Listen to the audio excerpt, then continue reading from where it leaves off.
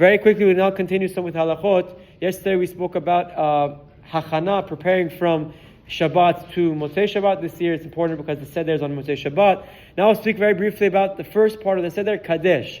Beginning the Seder, we know there are many mitzvot that pertain to the Leila Seder.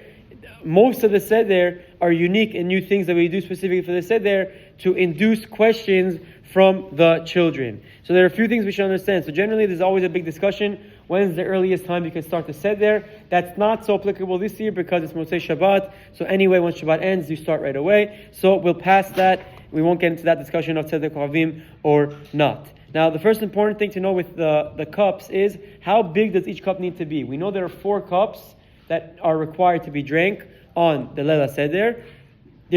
Can it be a shot cup or is there minimum requirements? So Halakha explains there's a big discussion in the Gemara. It originates from the Gemara Pesachim.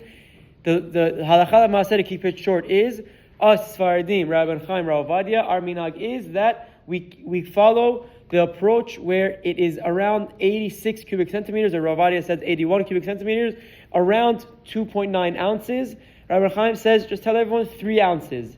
That way it's easy. That way if you don't fill up the cup all the way, it's still fine.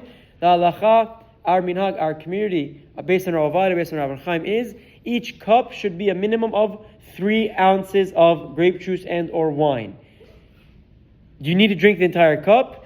You don't have to drink the entire cup. Rov kos is enough. So anyone who's a diabetic or things like that, they don't want to drink so much sugar, they are allowed to get away with it. But if you can drink the whole cup, it's good too. 3 ounces is not a lot, but it's very important to understand that when it comes to everyone at the table, both men and women, they need to have a cup that's minimum 3 ounces, and shot cups won't work for this night. Generally for regular Shabbat and the like, if someone wants to answer amen to Kiddush and drink a shot cup, that's fine. But there's a specific inyan, specific idea by Pesach that each person should have the proper revi'it, the proper shi'ur of a revi'it, and drink from it as well, including women. Rabban Chaim goes to the extent where even children who've arrived to Gil Chinuch, he's more strict than Rav Ovadia. Rav Ovadia says they don't have to have the right shiur. Rabban Chaim says no. A child who's of age, let's say 7, 8, 9, depending how smart they are, and understand what's going on. For your children, also give them revi'it. Also put 3 ounces because you have to teach them how to do the mitzvah in the proper way, in the most correct possible way. That's part of chinuch, to do it with the correct shiurim as well.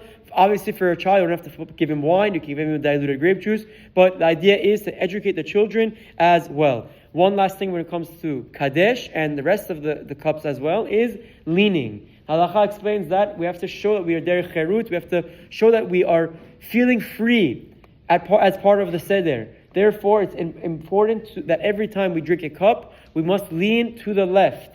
Specifically to the left, someone leans to the right, they didn't work, and he has to make sure that he is leaning properly to the left. We asked Rabban Chaim, there's a lot of discussion in the poskim. Is there a specific, if to measure yourself, degree or not? He smiled a little and said, just lean to your left and that's fine. So everyone understands what that is. You can lean on the table with your arm, on the chair, but as long as you're leaning at a proper, slanted in any sort of way, that's shows that you're in a way of freedom, a way of kingship, because for many, many thousands of years, the royalty would eat like this, and we are showing like we are free people who are royal as well. And the last question is, what about women? So the halakha explains, only important women are obligated to lean. And today, Baruch Hashem, all our women are very important. It's a very nice Divrei Torah to share at the table. So they all have to lean as well. If she doesn't lean, she doesn't have to go back, but even women should lean as well when they're drinking the cups and having the matzah. B'ezras Hashem, we have a chag kasher v'sameach.